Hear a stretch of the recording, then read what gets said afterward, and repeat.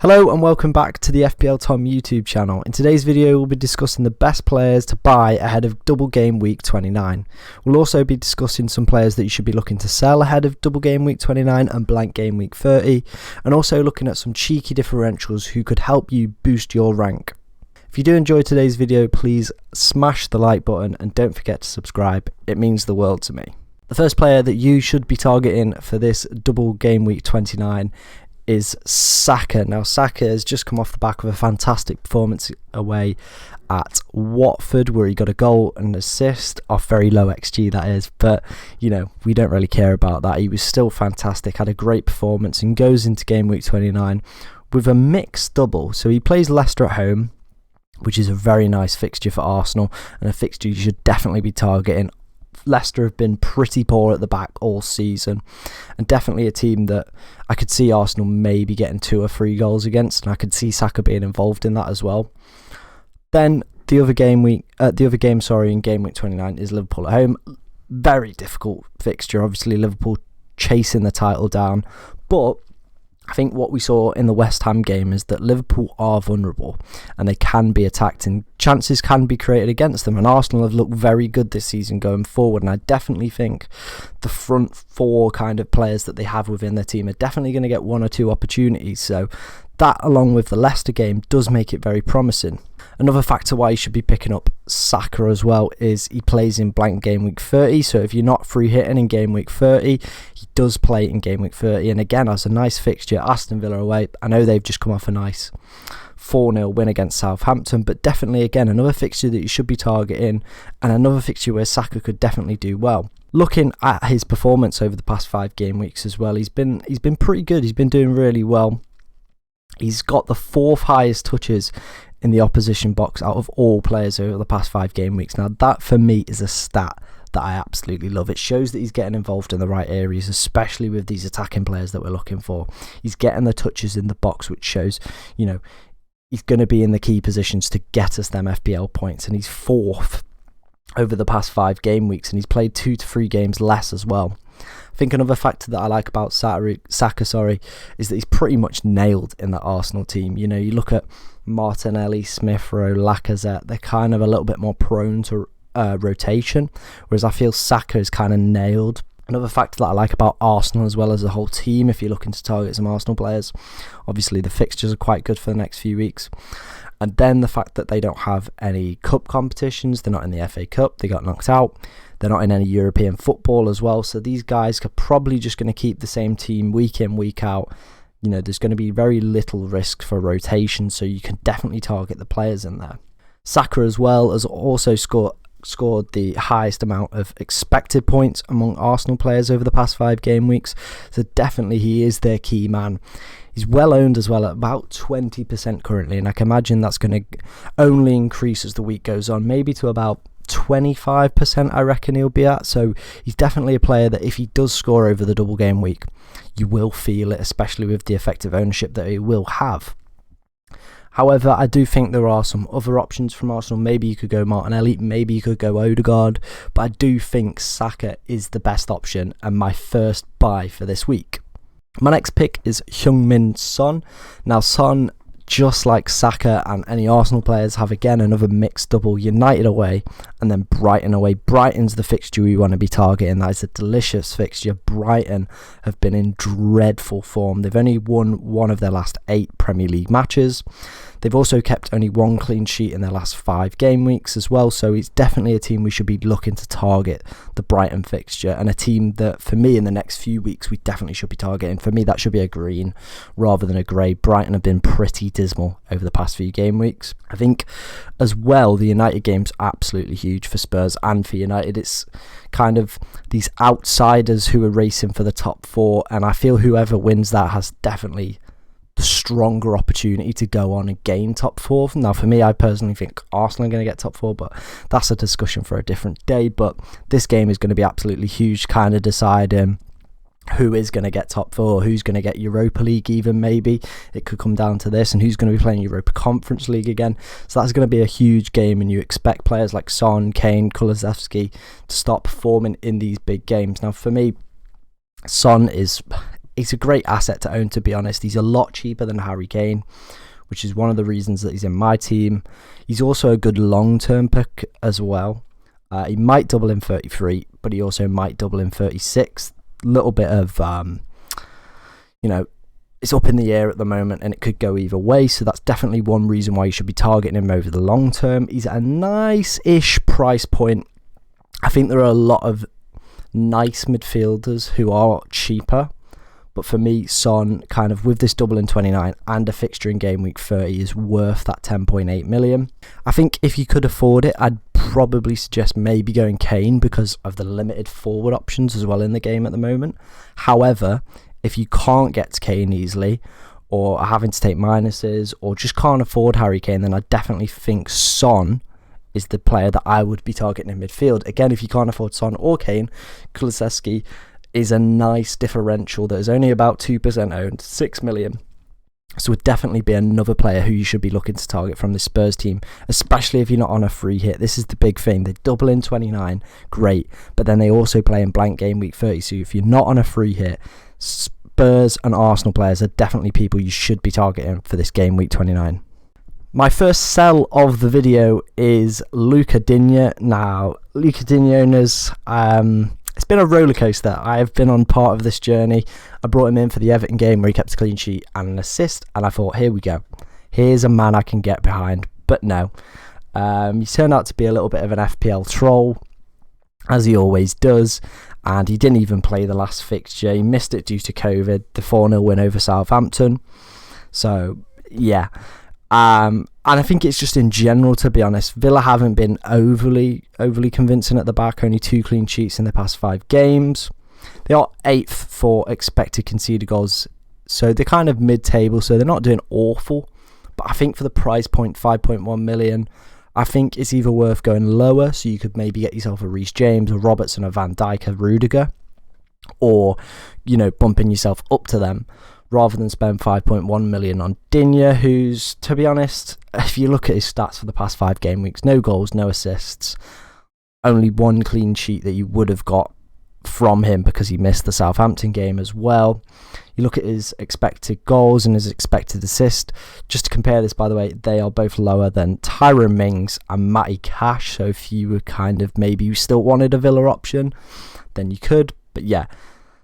So it's not been great for Luca Digne, and for me, there's a turn of fixtures as well. You look at West Ham away in game week 29. They do play in blank game week 30, so if you were struggling for numbers or you had to prioritise another transfer, then maybe you could keep him. But I wouldn't recommend it. It's just a difficult run of 3 there. West Ham away, Arsenal at home, and then Wolves away on game week 31.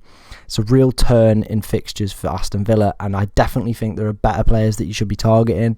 Reece James, Robertson, Van Dijk. You definitely should be trying to aim for these players and maybe dropping down to a cheaper alternative. Maybe even looking at a Spurs defender over the next few game weeks, or a Leicester defender with them doubling in 33 potentially. So they're the teams you kind of should be maybe looking to move Luca Digne on for. But yeah, I think it's time to admit the gig's up for Luca Digne. Just get him out of your team, admit it was a failure, and just move on. Next sell is Neal Maupay. Now, I actually couldn't believe that Neal Maupay is owned by 8.9% of teams. Like, who owns him? It's got to be dead teams. It's got to be absolutely dead teams. Now, we spoke about Brighton's form already. Obviously, 1 win in the last 8 games. They're in horrific form. And as you can see, Maupay is kind of feeling the effects of that. 1 goal in the past 5 game weeks, and the fixtures as well just really turn. They do double in 29, but it's a horrible double, really. Liverpool at home and Tottenham at home. Now, Tottenham, it could go either way, that one, and maybe it could be a shock result, but for me, it's a horrible double and then a blank in game week 30. So if you do own Neal Maupay, you've just got to get him off. He's prone to rotation as well, which is one of the things I do hate about Brighton, and why I'm always a little bit sceptical about owning Brighton assets, is just the fact that they're so prone to rotation. Like Tariq Lamptey this season came back from injury, and then he'd just be on the bench, or he'd start one game, and it was just so difficult to kind of want to own a Brighton player. And Neil MAUPAY is the exact same. You just got to look at Brighton as well as a team. They're 14th over the past 5 game weeks for expected goals as well. So the creativity's just dried up. And I think there are just better options around the 6.5 million price point. Even just for a 1 week punt or a 2 week punt, you could go Ivan Toney. They play Burnley this week. So, you know, there are better options. Broja, for example, they've got nice fixtures for the next few as well. So, you know, there are better options than Neil MAUPAY, and I just saw how highly owned he was at 8.9%. Couldn't believe it. Get him out of your team if you own him. He's dropping in price. Just get him out. I can't believe people still own this fraud. Now we're going to move on to the differentials, and my first differential is Anthony Gordon. Now, Everton don't play in blank game week 30, but have a mixed double. I think Wolves are definitely a team that we've been overestimating their defensive abilities. They're now 3rd bottom for expected goals conceded over the past 5 game weeks. So definitely a team that, you know, we've kind of had this preconception that they're really good at defending. I kind of feel that that's becoming a little bit of a myth and maybe becoming a team that we should maybe look to target again. And then Newcastle, who have been in very good form, been very good at the back, as we covered in last week's video, but it's going to be a relegation scrap there between Everton and Newcastle, and anything can happen in these games. They're high stake. And for me, Anthony Gordon is a little bit of a differential that you should be looking to own. He's only 4.5 million, so you can be a great enabler in midfield. Everton fans really like him as well.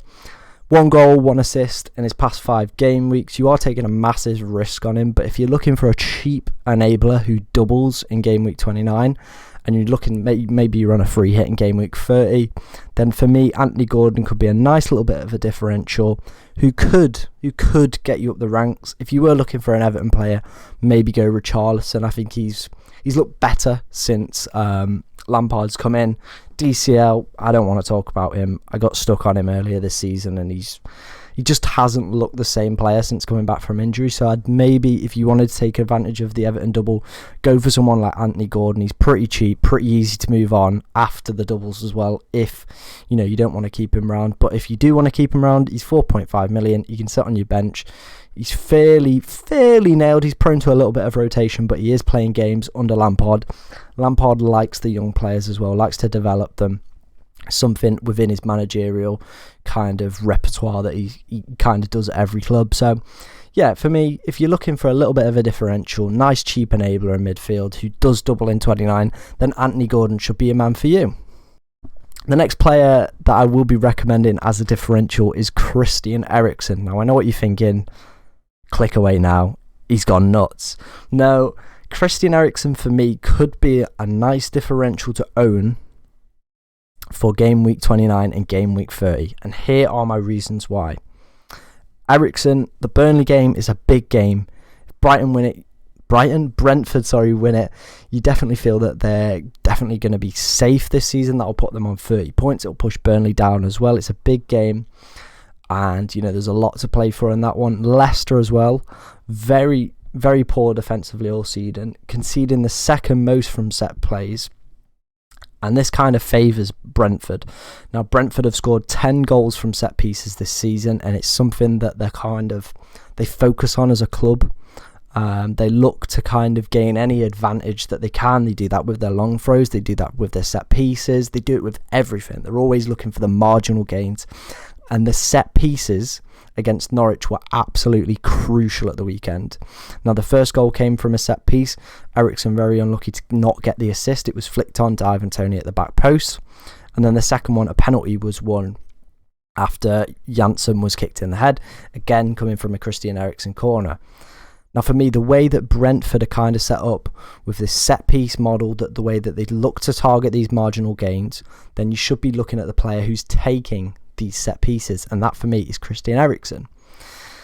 Now, we all know the ability that Christian Eriksen's got, and we all know, you know, if Brentford are targeting these set pieces, then that could be a match made in heaven Now obviously you've got to look at his past 5 game week stats: 0 goals, 0 assists, but I do imagine that he's going to start chipping in with some assists. He's only 0.1% owned as well, so he could be an absolutely massive differential in a game where I feel not many people are going to have players in. Burnley and Brentford, there's not going to be too many players that people have got, so if Eriksen does do something, he could be a massive bump in the ranks. He's only 5.5 million as well, so he's a nice cheap price, similar to Gordon. If he doesn't work out, you can move him on in game week 31. So that was my final differential that I was going to recommend, Christian Eriksen. If you have enjoyed today's video, you feel you've learned something, you feel you've developed your plan a little bit better for game week 29, game week 30, then please do like the video, please do subscribe. It means the absolute world to me. Thank you very much for watching. Enjoy the rest of your day.